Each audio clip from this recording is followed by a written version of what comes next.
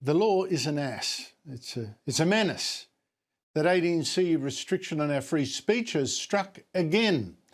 The federal court today dismissed Pauline Hanson's appeal against the judgment 2 years ago that she'd racially vilified Greens Senator Senate Deputy Leader Mehreen Faruqi by telling her to, excuse the language, piss off back to Pakistan. A judgment that at the time reduced the One Nation leader to tears when I said to her on air, "You seemed knocked for six." It has, Andrew. You know,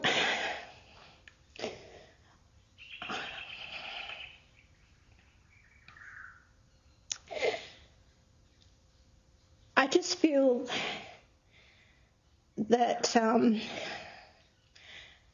the country's changed so much in such a way that people can't say what they think anymore. The thought police are out there. Everyone's shut down to having an opinion. It's not the country that I grew up in. But today, Mehreen Faruqi was crowing, calling this a victory for Muslims. She did engage in racist and Islamophobic behaviour. She continues to engage in racist and Islamophobic behaviour. Today's win is for every single person out there who has been told to go back to where you came from. Hate speech is being normalized in this country right now. And I, for one, will not be a bystander. I will stand up to hate in the streets, in Parliament, and in courtrooms. This case today is our fight back against the far right. Today's victory is especially important at the time when the far right is rising and fueling more and more racism in this country as they point fingers at migrants and Muslims. Now, on its own, telling an immigrant to go back to where they came from can indeed be racist. I didn't like it when I was told to go back to South Africa, particularly since I've never been there in my life. But anyway, should there be a law against saying that? Well, I think not. But yes, it can be racist, I know that. But was it racist in this context? The federal court today agreed again, yes, it was. And I think, are you crazy?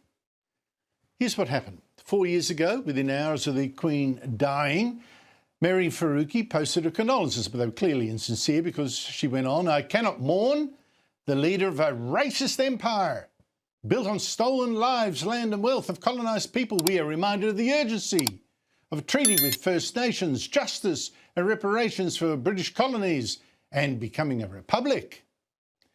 And look, I have to say, I can't believe I was alone in wondering yet again when I read that why Farooqi had chosen to come to a country she damns as racist and thinks is headed by racists, to a land that she claims is stolen, to a constitutional monarchy led by people she says are thieves and which should instead be a republic, and so on. It's not racist to ask these questions. I'd have asked them of my own parents had they decided the land they came to was evil and ugly and had to be changed top to bottom to suit them. Now, Hanson, of course, put this question more vigorously, tweeting about Faruqi, "Your attitude disgusts me. It's clear you're not happy, so pack your bags and piss off back to Pakistan." And for that, she now faces legal costs of hundreds of thousands of dollars. She is facing that because she is up against a ridiculous law that says you cannot offend, insult, humiliate and intimidate someone like this. So someone can use their hurt feelings as a weapon against you to shut you down. Even someone who's a loudmouth senator who sure offends me. This Faruqi, I mean, really. Further, the appeal court judges today ruled that the original judge was right all along to say that Hanson's tweet was a racist trope. Well, I don't get it. They said it was treating immigrants as second-class Australians, less worthy of what Australia has to offer, and even claimed a tweet would be understood as an anti-Muslim message, even though Hanson never mentioned Islam. Got to think seriously. Now, it's true that Hanson, in her court case, did herself no favours by denying the bleeding obvious. I mean, you know, denying her tweet had anything to do with Faruqi's national origin, denying that she knew Farooqi was Muslim. I mean, come on, it just made her look shifty. And while I think the judges still did go far too far, that said, the law they have to follow, that has to be the real problem here. And Hanson has issued today this response. If the people in Australia are scared or forbidden to freely express themselves, then those values are eroded. I'm here to fight for all Australians, to ensure that such a dark day never comes.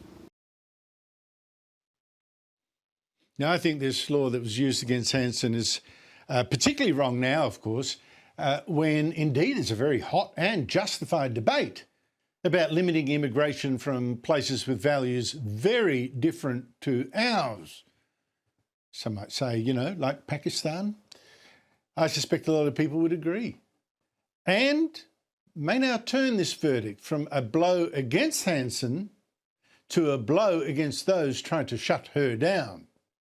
They will back One Nation even more. Well, we shall see, even if we dare not speak.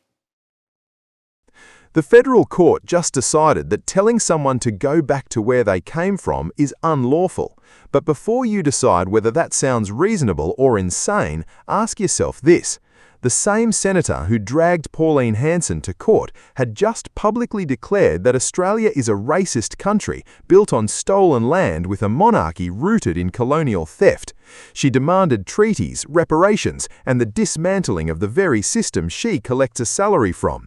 And when Hanson told her that if she finds this country so offensive she should leave, that was the crime. G'day, welcome to Oz Politics Report. Let us be clear about what Section 18C actually says. It prohibits speech that offends, insults, humiliates, or intimidates based on race. Not speech that threatens, not speech that incites violence, speech that hurts feelings. And the federal court has now doubled down, ruling that Hanson's tweet telling Farooqi to piss off back to Pakistan was not just rude, but legally actionable racial vilification. The judges found it invoked a racist trope and conveyed an anti-Muslim message, even though the word Islam was never mentioned. Read that again. The court decided what she meant, not what she said. Andrew Bolt, who has fought and won his own battle against this exact law, called it what it is, a menace, an assault on free expression dressed up in the language of protection. And here's the cold reality that the Canberra establishment will never admit. Every single time a court tells ordinary Australians that their frustration is a thought crime, it does not silence dissent, it supercharges it. Hanson's legal bill will run into the hundreds of thousands of dollars, but the political bill is being paid by the very institutions that think they just won. Now, do not forget to like this video and subscribe. It keeps us independent and brings you the stories the mainstream will not touch. The deeper scandal here is not a tweet, it's what Farooqi said first. After the Queen died, she took to social media to describe Australia as a nation founded on racist colonial violence and theft. She called for the abolition of the monarchy, for treaties, for reparations, and that's her right. Free speech means defending the speech you despise. But here's the double standard that makes a mockery of this ruling.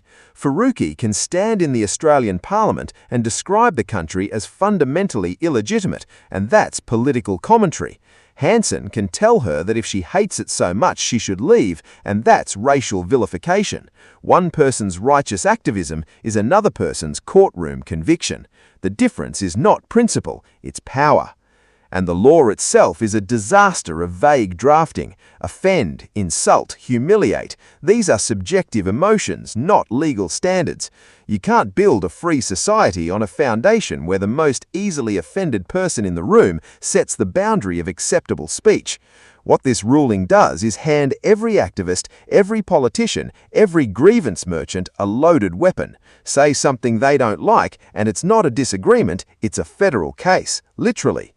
Bolt's warning should echo far beyond this courtroom. The only lasting answer to Pauline Hanson is not censorship, it's being better, more honest, more competent. But the political class has chosen the easier path. Silence her, smear her, sue her. and every time they do, another 1,000 Australians look at Hanson and see not a villain, but a target. And Australians have never liked bullies. Thank you for watching Oz Politics.